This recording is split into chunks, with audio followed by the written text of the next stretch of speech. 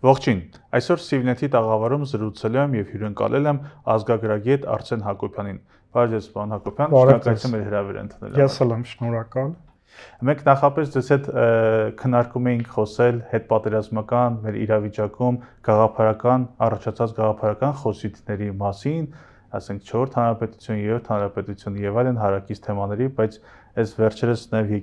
եկեղեցականների շուրջ զարգացումները ստիպեցին հենց այս թեմայից սկսել մեր զրույցը, նաև որպես ազգագրագետի հարցնել, եւ այսպես երկար ժամանակ է որ եկեղեցու շուրջ զարգացումները ընթանում են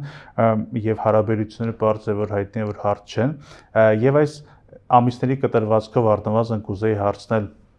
հիմա ինչ իրավիճակ ունենք ըստ ձեզ, սա եկեղեցի իշխանություն առճակատման մասին է խոսքը, թե իշխանության եւ բարձրաստիճան եկեղեցականների միջև ինչ որ հաշիվների բարձում է, ինչպես փորձում են պնդել դիցոք իշխանական թևից։ Այն իրավիճակը, որը ընթանում է եկեղեցու շուրջ եւ այն խոսույթը, որը ծավալվում է եկեղեցու շուրջ, ավելի շատ խոսում է եկեղեցու որպես հավաքական ինստիտուտի թիրախավորման մասին, որովհետեւ կասկածի տակ է դրվում կամ ռևիզիայի փորձ է արվում քննարկելու այնպիսի հարցեր, որոնք ըստ նվիրապետական համակարգի մաս են կազմում եւ նաեւ ներեկեղեցական հարաբերությունների խնդիր են։ Ինչի մասին է խոսքը նվիրապետական համակարգ ասելով եկեղեցին որպես հասարակական ինստիտուտ ինքը ունի սեփական կառավարման համակարգը, որը հիմնված ավանդական բոլոր եկեղեցիները հիմնված են նվիրապետական համակարգի վրա, այսինքն նորմերը եւ լեգիտիմության աղբյուրը դա սրբազան իրավունքն է, ոչ թե ասենք քաղաքացիական նորմերը եւ իրավական այլ նորմեր, դա խոսքը վերաբերվում է ավանդական հին եկեղեցիներին, այդ թվում նաեւ կաթոլիկ եկեղեցուն, արևելյան հին եկեղեցին, այսինքն իշխանության բնույթը համարվում է սրբազան եկեղեցական այս տիպի համակարգերում։ Ի տարբերություն, ասենք օրինակ բողոքական ավանդույթի, որտեղ ասենք քահանաները կամ հոգևոր հովիվները ընտրովի են։ Այս համատեքստում արդյոք եկեղեցին ոչ վաղ անցյալում հայտնվել է նման իրավիճակում, հայոց եկեղեցու մասին է խոսքը եւ այս նվիրապետական համակարգը եւ այս խորհրդանիշները ինչպես են դիմագրավել որոշակի խոչընդոտների։ Այստեղ նախադեպերի մասին մի քիչ բարդ կարող է լինել խոսել, որովհետեւ ամեն դեպքում կարող ենք գործ ունենանք նոր նախադեպի հետ տվյալ իրավիճակում, բայց պատմականորեն, քանի որ նվիրապետական համակարգի հիմնում սրբազան կանոնն է եւ նաեւ պետք է հաշվի առնել այն, որ երկար ժամանակ հայկական եկեղեցին գործել է հայկական պետականության չգոյության պայմաններում եւ ամեն դեպքում բոլոր կայսրությունները ընդունել եւ հաշվի են առել հայկական եկեղեցու նվիրապետական համակարգը, այսինքն աստիճանակարգությունը, սրբազան բնույթը, ավելին այն կատարել նաև քաղաքացիական իշխանության գործառույթ եւ Օսմանյան կայսրության շրջանում եւ ռուսական կայսրության շրջանում եւ պարսկական տիրապետության շրջանում, որտեղ ներքին բոլոր հարցերը կարգավորվել են քաղաքացիական իրավունքի հետ կապված հարցերը, այսինքն կնունկ, դպրոցը կրթություն եւ այլն, բոլոր կայսրությունները ճանաչել են եկեղեցու իրավունքը մշակութային այդ ոլորտի նկատմամբ։ Եվ պատմականորեն, եթե մենք գնում ենք, այդ հանգամանքը պետք է հաշվի առնել, այսինքն ինքը գործել է պետությունների չգոյության պետության հայկական պետության չգոյության պայմաններում, բայց իհարկե նաեւ պետք է հաշվի առնել այդ պետությունների շահերը եւ քաղաքականությունները, որոնք ուղղված են եղել, ասենք հայերի եւ հայկական եկեղեցու նկատմամբ, մենք ունենք նման օրինակ, դա բայց բարդ օրինակ է, օրինակ Դավիթ Դանելյան վեճը 10-րդ դարում կաթողիկոսի լեգիտիմության հետ կապված եւ օրինակ Դավիթ կաթողիկոսը գաղտնիած հրաժարական է ներկայացնում շահի, այսինքն օտար տիրապետողի պահանջով, բայց մենք ունենք ավելի վատ օրինակ, ասենք օրինակ Գանձասարի կաթողիկոս Հովանեսը, որը ձերբակալվում է Ղարաբաղի խան Իբրահիմի կողմից եւ սպանվում է Շուշիի բանտում, բայց դա բերում է նաեւ ռեգիոնալ ռեզոնանսի, որովհետեւ այդ հանգամանքը քննարկվում է ռուս-վրացական համատեղ արշավանք կազմակերպելու կոնտեքստում Ղարաբաղի խանի այսպես ճնշելու եւ այս ռեգիոնալ խնդիրները կարգավորելու հետ կապված, այսինքն ամեն դեպքում կաթողիկոսների եւ եկեղեցու հետ կապված ոտնձգությունները ներքին հարց չեն եղել եւ եղել են արտաքին ուժերի, նաեւ շահագրգռվածությունների եւ նաեւ քաղաքական շահերի տիրույթում, բայց սա պետականության չգոյության պայմաններում է այս ամենը տեղի ունեցել։ Պարոն Հակոբյան, այս համատեքստում կուզեի հարցնել, մեր այս վառ օրինակը, հա, որպես մեջբերելով, արդյոք սա ըստ նաև հետևանք չէ նրա, որ ինչպես նշում եք, որ մենք տևական ժամանակ պետականություն չենք ունեցել, այն է, որ արդեն այս պետականության ժամանակ ինչ որ մենք անկախացել ենք, այսինքն նաև պետությունն ու իշխանությունը, եկեղեցական իշխանությունը նորովի են փորձում հարաբերվել միմյանց հետ եւ իրենց այսինքն ճանապարհն են փորձում հարթել, այսինքն այս կոնֆլիկտը կարելի է դիտարկել եւ պայմանավորել հենց այդ հանգամանքով եւ որպես հարակից հարց մեջբերելով նաև հաշվի առնելով նաև այլ փորձեր, որ տվյալ երկիրը ունեցել է պետականություն եւ այլն, այ ինչպես են այդ երկրներում այդ հարաբերությունները եկեղեցու եւ պետության մեջ կամ ինչպիսի օրինակներ կան։ Այդ օրինակները մեր իրականության հետ չեն կարող ասոցացվել, որովհետեւ մենք ունենք միջնադարյան Եվրոպայի օրինակը, կրոնական եւ աշխարհիկ իշխանությունների մրցակցության եւ քաղաքական ազդեցության խնդիրը, ամբողջ միջնադարը, որը հանգուցալուծվեց, ասենք, հետագայում հեղափոխությունների դարաշրջանում, մեր իրականության մեջ եկեղեցին ինքը քաղաքական իշխանության կրող չէ եւ ոչ էլ տնտեսական իշխանության կրող է եւ միջնադարյան Եվրոպայում այս խնդրեմը կար աշխարհի կենտրոնացված պետության եւ նաեւ պետք չի մոռանալ, որ Եվրոպայում դա կաթոլիկ եկեղեցին էր, որի կենտրոնը Վատիկանն էր։ Եվրոպական օրինակները այդ առումով համահունչ չեն հայկական իրականության հետ կապված։ Միևնույն ժամանակ, եթե այս ավելի նկատի ունեմ ժամանակակից օրինակ։ Ժամանակակից օրինակների հետ կապված ի նկատի ունեք եկեղեցի պետության հարաբերությունները, մենք տեսնում ենք եկեղեցիների նախ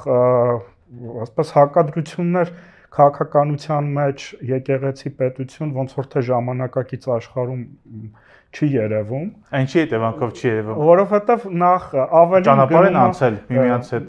համագործակցություն։ Այստեղ խնդիր կա, որովհետև իշխանությունները լրացուցիչ լեգիտիմություն ստանալու համար ձգտում են մշակութային նաև ակունքներից ցույց տալ իրենց սերումը մշակութային ակունքներից, այսինքն կրոնական երանգավորում տալ, ասես հավաքական միասնության իմիջ ստեղծել այդ առումով եկեղեցու հետ հակամարտությունը հղի է հակառակ էֆեկտով, այսինքն ոչ թե միասնության կամ հավաքականության կերպար ստեղծելու եւ այդ փորձը ապահովելու ուղղությամբ, այլ տարանջատելու եւ այսպես ավելի ատոմիզացված հասարակություն ունենալու հետ կապված։ Ասենք օրինակ տարբեր երկրներում իհարկե երկրների ավանդույթները տարբեր են, բայց եւ այնպես կրոնական ազատությունը, կրոնական իշխանությունը եւ անցած պատմությունը թելադրում են հարաբերությունների կերպը։ Դուք նշեցիք, որ կա քաղաքական խնդիր, բայց այդ դեպքում իշխանության խոսույթը քաղաքական խնդիրների մասին չի, այսինքն եկեղեցու եւ իշխանության տարաձայնությունները քաղաքական որ հարցերի շուրջ են։ Այդ առումով ներքաղաքական գործընթացների միջոցով ներքաղաքական գործընթացները իրենք դրսևորումներ են, բայց քաղաքական տարաձայնությունները կոնկրետ հարցերի շուրջ պետք է լինեն։ Հիմա հարցը գաղափարական է, թե ավելի շատ քաղաքական այս արճակատում, եթե այսպես անվանենք։ Չէ, ինքը քաղաքական է։ Այդ առումով քաղաքական է, բայց եւ այնպես չի կարելի բացառել նաեւ գաղափարական հետևանքները, որովհետեւ ամեն դեպքում եկեղեցին ինքը հավաքական ինստիտուտ է եւ հավաքական ինքնության մասը եւ անկախ նրանից հասարակությունը եկեղեցի գնում է թե ոչ, բայց մշակութապես իրեն ասոցացնում է հայկական առաքելական եկեղեցու հետ եւ ծեսերի մակարդակով եւ խորհրդանիշների մակարդակով։ Շատ լավ, այս համատեքստում խոսվում է նաեւ կաթողիկոսի հրաժարականի մասին է խոսք գնում, արդյոք նման նախադեպ կա պատմության մեջ, դա ինչ տեսք պետք է ունենա, այսինքն այդպես ինչ գործընթացներ է ենթադրում եւ առհասարակ այս քննարկումները կամ նման սցենարը ինչպես է ազդելու կամ կարող է ազդել եկեղեցու վարկանիշի վրա, նաեւ արտաքին աշխարհում եւ ինչպես է ազդելու ընդհանրապես եկեղեցու դիրքերի վրա։ Նախ կաթողիկոսի պաշտոնը ինքը ցմահ է, ավելին դա դիտարկում են ոչ թե պաշտոն, այլ որպես ծառայություն, եւ ինքը նվիրապետական համակարգի գլուխն է, այսինքն սրբազան իշխանության գլուխն է հանդիսանում եւ նրա իշխանությունը չի բխում ասենք ընտրությունների միջոցով ընտրություններից իհարկե պրոցեսը ներեկեղեցական այո բայց իշխանության աղբյուրը դա ցանկացած քահանայի ցանկացած հոգևորականի դա ձեռնադրությունը եւ շնորհն է համապատասխան ծիսակարգով այսինքն իշխանության բնույթը նվիրապետական է հիմնված սրբազան իրավունքի վրա եւ կաթողիկոսի պաշտոնը դիտարկվում է ոչ թե որպես պաշտոն այլ որպես ծառայություն այսինքն հոգևոր եկեղեցական այդ ասպարեզի մեջ։ Այդ առումով կաթողիկոսի հրաժարականի նախադեպերը դրանք այսպես չեն բխում եկեղեցական իրավունքի եւ եկեղեցական այսպես ավանդական եկեղեցիների քաղաքականության կամ նրանց համակարգի բնույթից չեն բխում նմանատիպ քայլերը կամ նմանատիպ երևույթները եւ այստեղ ես կուզենայի օրինակներ բերել ասենք ռուսական կայսրության շրջանում հայկական եկեղեցին ուներ պրոբլեմային հարաբերություններ ռուսական կայսրության հետ պայմանավորված իր բնույթով այսինքն ինքը քանի որ նաև անդրազգային կառույց է եկեղեցու գործունեությունը հայկական չի սահմանափակվում Հայաստանի տարածքով եւ այն ժամանակ թեմեր ուներ Օսմանյան կայսրությունում Իրանում պատմականորեն Եվ դա բերում էր ռուսական կայսրության գրգռված արձագանքին այդ տիպի հարաբերություններում եւ նույնիսկ քանի որ նրանք ուզում էին հայկական եկեղեցին տեսնել որպես բյուրոկրատիայի մաս, որպես պաշտոնյա, բայց հայկական եկեղեցու բնույթը ավելի այսպես ամուր դուրս եկավ, քան ցարական կառավարության նկարտումները, չնայած նրան, որ հայկական հայոց կաթողիկոսները երեք մակարդակի հսկողության տակ էին դրված իրենց արտաքին քաղաքական եւ հասարակական գործունեության ասպարեզում դա ներքին գործերի նախարարություններ, Կովկասի փոխարքայի գրասենյակը եւ արտաքին գործերի նախարարությունը։ Նույնիսկ ռուսական կայսրության ներքին գրագրությունների եւ պաշտոնական, այսպես ներքին քննարկումների փաստաթղթերը ցույց են տալիս, որ կար մի տեսակ զղջում, ափսոսանք, որ իրենք համաձայնվել են, որ հայոց հայրապետը լիներ ցմահ, որովհետև դա չէր բխում կայսրության շահերից, այդ ամեն դեպքում այդ ներքին լարումը Էջմիածնի եւ կայսրության միջև պահպանվեց մինչև 20-րդ դարի սկիզբը, որի հետևանքը եղավ եկեղեցական կալվածքների բռնագրավումը, այստեղ իհարկե դեր էր խաղում նաեւ Ռուսաստանի եւ Օսմանյան կայսրության հարաբերությունները, այսինքն ինքը միշտ քաղաքական գործընթացների կիզակետում էր, բայց օրինակ ռուսական կայսրությունը երբեք այսպես բաց խնդիր չդրեց կաթողիկոսների կամ հայկական այո, որովհետեւ ինքը ռուսական կայսրությունը ինքը ուղղափառ գաղափարախոսության հետ որդեր եւ ավանդական ուղղափառ եկեղեցու ավանդույթի հետևորդն էր։ Հա զուլման այսքան նպատակ չկար։ Զուլման նպատակ չկար, բայց եւ այնպես ինքը ուղղափառ երկիր էր եւ ուղղափառ ավանդույթը ընկալելի էր։ Լավ, այսինքն այս համատեքստում ստացվում է որ կաթողիկոսի հրաժարականի պահանջ այս խոսիթը ինքը անհեռանկարային է ստացվում, այսինքն հստակ գործիքակազմ չկա։ Դա ռիսկեր ունի ճգնաժամ հարուցելու հետ կապված, այսինքն ինքը կարող է խնդիր չլուծել, բայց լուծել եկեղեցու այսպես համակարգի, այսպես ճգնաժամ հարուցել եկեղեցական համակարգի մեջ։ Դեռ մենք պատմականորեն ավելի բարդ իրավիճակներ ունեցել ենք նորից պետության չգոյության պայմաններում եւ արտաքին ուժերը, ասենք ազդեցությամբ եւ այլն ձևավորվել են օրինակ հակաթոռ կաթողիկոսներ մեկի լեգիտիմության տարբեր լեգիտիմության աղբյուրներում, բայց դրանք այսպես հայկական պատմության կամ հայոց պատմության այսպես պայծառ էջերը չեն։ Շատ լավ, խոսելով մեկ այլ թեմայի մասին, խոսքը գաղափարական խոսույթների մասին է, որի հետ են եկել հետպատերազմական փուլում իրական Հայաստան, օրինակ այժմ շրջանառվում է նաև երրորդ չորրորդ հանրապետության կոնցեպտը։ Դրանպես որպես մասնագետի այս խոսույթները որքանով են հիմնավորված կամ հասկանալի թվում, հաշվի առնելով նաև այն տրավման, այն գործընթացները, որ մենք կրել ենք 20 թվականի պատերազմից հետո։ Այդ ձեր հարցը շատ տեղին էր եւ ձևակերպումները նույնպես դուք խոսացիք պատերազմի եւ տրավմայի մասին, բայց երբ որ իշխանական խոսույթը խոսում է 4-րդ հանրապետության մասին, ինքը այդ տերմինները, այդ երևույթները չի նկարագրում։ Այսինքն 4 հանրապետությունը ներկայացվում է որպես խաղաղության արգասիկ եւ ոչ թե որպես կոնֆլիկտի արգասիկ, բայց եթե մենք դիտարկելու լինենք, նկարագրելու ենք երևույթը, եթե նույնիսկ ընդունելու չլինենք 4 հանրապետություն եզրույթը, բայց եթե դա քննարկվելու երևույթ է, ապա այստեղ մենք խնդիր ունենք երևույթները տեսնել բացահայտ եւ պարզ։ Այսինքն ամեն դեպքում 4 հանրապետությունը ինքը պատերազմի պարտության արգասիկ է եւ տրավմայի արգասիկ է, որը չգիտես ինչու փորձ է արվում այդ շրջանցել այդ խնդիրը եւ արդյունքել հետևանք։ Այո, որպես խաղաղության պրոդուկտ, բայց 4 հանրապետությունը ինքը պարտության արդյունք է, պարտության հետևանք է։ Եթե երրորդ հանրապետությունը շարժվելով այդ տրամաբանությամբ, որը հիմա կա կոնֆլիկտի հիման վրա էր ձևավորված, այսինքն 30 տարի կամ 20 տարի այն տեղի ունեցավ։ Ես չեմ ասում ճիշտ տրամաբանությունը թե սխալ, ես ասում եմ այն, որը մատուցվում է։ Ապա նույն տրամաբանությամբ էլ 4 հանրապետությունը լինում է դառնում է արդեն պարտության արդյունք եւ պարտության հետևանք։ Այդ մասը չի նշվում, այդ մասը այսպես մոռացության է մատնվում եւ խոսվում է խաղաղության արգասիկ 4 հանրապետության մասին։ Ես կարծում եմ այստեղ կա անկեղծության պակաս։ Սակայն եթե այդ կոնցեպտը հաջողվի, որպես նաև պատմաբան եմ հարցում, հետո պատմական կտրվածքով դա էական դեր է կատարելու։ Տեսեք, այստեղ խնդիրը հետևյալն է։ Ամեն դեպքում մենք նկատի ունեմ, արդյոք իմաստ հենց նպատակը չէ, եթե այն իրագործվի։ Ամեն դեպքում մենք ունենք իրավիճակ, ասենք մենք ունենք, ասենք խորհրդային Հայաստան կամ խորհրդային իրականություն եւ Ղարաբաղի ինքնավարություն, որը հայկական էր։ Երրորդ հանրապետությունը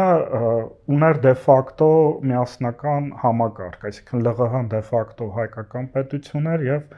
կար Հայաստանի Հանրապետությունը որպես միջազգայինորեն ճանաչված։ Հիմա նոր իրավիճակում չկա Լեռնային Ղարաբաղի Հանրապետությունը եւ Հայաստանի Հանրապետությունը ունի անվտանգային եւ գոյատևման լուրջ մարտահրավերներ, որը չի թաքցնում անգամ իշխանությունը։ Այս իրավիճակում նախ կա գոյատևման խնդիր հայկական պետականության եւ երրորդ խնդիրը, մյուս խնդիրը նաեւ այն է, որ այստեղ կա գոյատևման ասենք գոյատևումը որպես հեռանկար կամ ապագան մենք ինչպես ենք տեսնում, երբ որ դիտարկվում այդ խաղաղության կոնցեպտի շրջանակներում, իհարկե ոչ մեկը չի ժխտում, ասենք ցանկացած ողջամիտ մարդ խաղաղության կողմնակից է, խոսքը խաղաղության կողմ լինելու եւ դեմ լինելու մասին չի, բայց հարցն այն է, որ խաղաղությունը բերում է մոռացման, թե մենք ապրում ենք խաղաղության մեջ, բայց իմաստավորելով այն, թե ինչ է տեղի ունեցել մեր հետ եւ այստեղ արդեն առաջ է գալիս արդարության եւ արժանապատվության խնդիրը։ Պարոն Հակոբյան, անկախ նրանից թե մենք ինչպես կկոչենք այս կամ այն երևույթները, երրորդ հանրապետություն թե 4, բայց ինչպես նշեցինք, այլևս ապրում ենք այլ իրականությունում։ Այսինքն փոխվել են իրողությունները պատերազմի հետևանքով։ Արդյոք ինքը բնական չէ, որ տվյալ դեպքում իշխանությունը փորձում է հակամիջոցներ ձեռք առնել այս տրավմական գործընթացները վերապրելու եւ առաջ գնալու հարցում։ Եվ ընդհանրապես այդ դեպքում սովորաբար ինչպես պետք է շարժվել առաջ։ Տեսեք, այստեղ հարցը այլ կերպ ես կդիտարկեի, այլ բանը, երբ որ դու ընդունում ես փաստը, այսինքն փաստ, որը կա եւ դու դրանից չես կարող հրաժարվել։ Այլ բան է, որ երբ որ դու լեգիտիմացնում ես այն, ինչ որ քո հետ պատահել է։ Այսինքն եւ այստեղ ռիսկը հենց դա է, լեգիտիմացումը այն, ինչ որ քո հետ պատահել է, դա արդեն լրացուցիչ գին է քեզանից պահանջվում այն իրավիճակի հետ կապված, որը դու ունես։ Լեգիտիմացումը ասել է հարմարվել թե չէ, լեգիտացնել արդարացնել այն, ինչ որ քո հետ կատարվել է։ Պատճառներ բերել։ Հարմարվել այն, որ դու փաստը ընդունում ես։ Իսկ հակառակը, եթե դու լեգիտիմացնում ես այն, որ քո հետ ինչ որ տեղի ունեցել, դա արդեն բավականին խնդրահարույց հարց է դառնում եւ կարող է դա հասարակական այլ տիպի գործընթացների արգասիկ դառնալ եւ մի քանի նշաններ այդ ուղղությամբ երևում են, այսինքն խաղաղության կոնցեպտը ինքը խաղաղություն չի դառնում, ինքը դառնում է պարտության լեգիտիմացման միջոց։ Բայց դա կարող է նաեւ դրական արդյունքներ ապահովել։ Դրական դա հիմա դրա հետևանքները լինում են մոռացությունը, Բայց դա չի կարող միակողմանի process լինել, երբ որ դու ունես, ասենք, հարևան, որը միշտ տոնելու է իր հաղթանակը քո նկատմամբ։ Այդ դեպքում քո հասարակական դիմադրությունը, հասարակական մշակութային մոդելը ինչպիսին պիտի լինի։ Մինչև հիմա փոփոխություն չկա, չէ՞, ասենք Ադրբեջանի ոչ խոսույթում, ոչ նյութականացման ձևերում իրանց պատերազմի, այսինքն ավելին դա լեգիտիմացման աղբյուր է այնտեղ իշխանության։ Այսինքն տվյալ դեպքում դու այսպես քո հասարակական եւ մշակութային դիմադրության օջախները, որոնք իշխանության հետ կարող կապվել չեն ուղղակիորեն, չեզոքացնում ես, իսկ թույլ ես տալիս մյուսը, որ անընդհատ հիշի հաղթանակը քո նկատմամբ։ Այստեղ արդեն գալիս է արդարության եւ արժանապատվության խնդիրը։ Այդ դեպքում այդ խնդիրը ինչպես պետք է լուծվեր հետպատերազմական Հետպատերազմական իրավիճակում խնդիրը պետք է լուծվեր իմ կարծիքով, եթե կա քաղաքական իրավիճակ, քաղաքական իրավիճակի փաստագրման, բայց ոչ պարտության լեգիտիմացման ուղղությամբ հասարակական դաշտում հայաստանյան իրականության մեջ։ Ինչ է դա նշանակում այսինքն։ Դա նշանակում է, ասենք, մոռանալ տրավման, մոռանալ այն ինչ որ եղել է, փորձեր արել փոխելու պատերազմի եւ պատերազմի բնույթի հետ կապված երևույթները։ Ուղղակի շատ բարդ է պատկերացնել, թե ինչպես պետք է պետությունը առերեսվի այդ, այսինքն այդ առերեսումը ինչ ֆորմա պետք է ստանա։ Դա իշխանության խնդիրն է արդեն դառնում եւ ոչ թե պետության։ Իսկ հասարակությունը հասարակությունը ինչպես կարող է մոռանալ այն ինչ որ տեղի է ունեցել իր հետ, երբ որ իր զավակներն են զոհվել եւ 100,000 մարդիկ դրա հետևանքների կրողն են հանդիսացել եւ որպես փախստականներ եւ որպես զոհվածներ եւ որպես վիրավորներ եւ որպես նաեւ նրանց հարազատներ եւ ազգականներ։ Այսինքն հասարակությունը ամեն դեպքում դա հիշում է եւ հասարակությունը դրա օրինակներից են, ասենք, հիշողության այն ձևերը, որը կա, ասենք, ցայտ աղբյուրներ, գրաֆիտիներ եւ այլն, որոնք ներքին այսպես նախաձեռնությունների եւ հորիզոնական կապերի արգասիկ են, ոչ թե իշխանության, այսպես քաղաքականության, Բայց ներքին ինչ որ դա ներքին process-ներ են, որովհետև մարդիկ այդ երևույթի կրողն են։ Բոլորս այդ երևույթի կրողն ենք, որովհետև մենք դա մեր համար անցյալ չի, դա մեր համար նաև ներկա է, որովհետև մենք դրա մասնակից ենք եղել։ Եվ այժմ խորհրդանիշների հետ կապված դուք նշել եք, որ այսինքն խորհրդանիշների թիրախավորումը գնում նման գործընթաց եւ այլն, ըստ սա որքանով է կապ ունի եւ որքանով է ազդում ազգային ինքնության վրա։ Տեսեք, ազգային ինքնությունը, այդպես մենք չենք կարող ասել, որ հրամանագրով ինքը կարող է փոխվել կամ փոփոխության, ազգային ինքնությունը դա process է։ Այսինքն ազգային ինքնությունը ունի իր չափորոշիչները, եթե այդպես ասենք,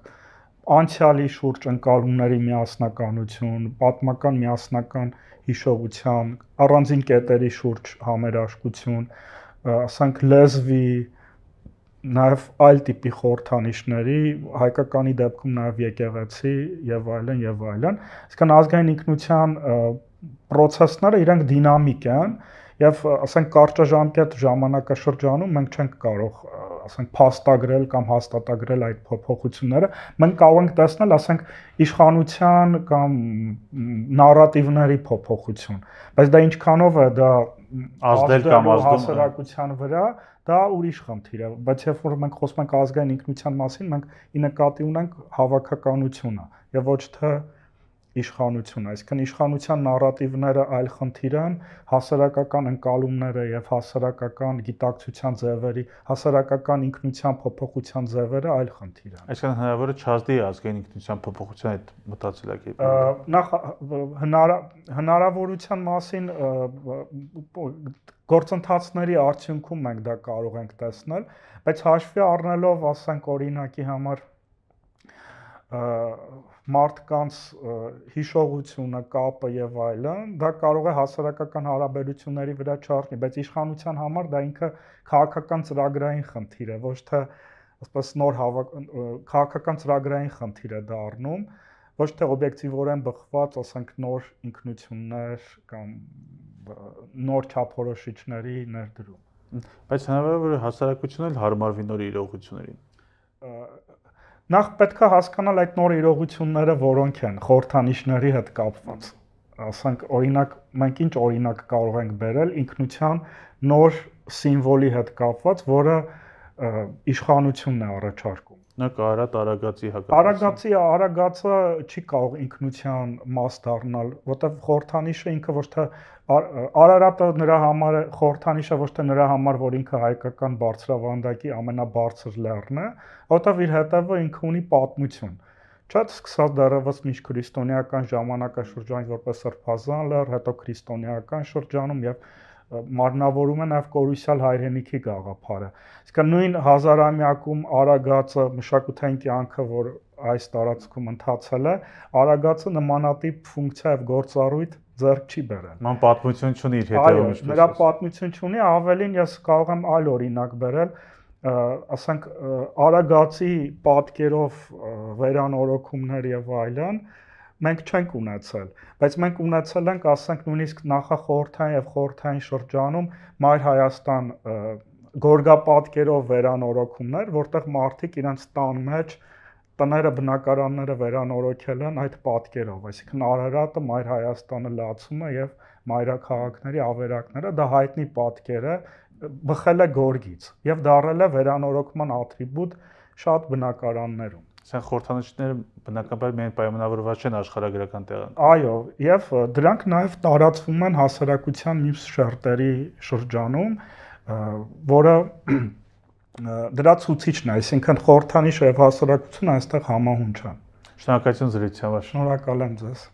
Հարգելի հետևորդներ, հիշեցնեմ, որ զրուցում էի ազգագրագետ Արսեն Հակոբյանի հետ։ Շնորհակալություն, կհանդիպենք։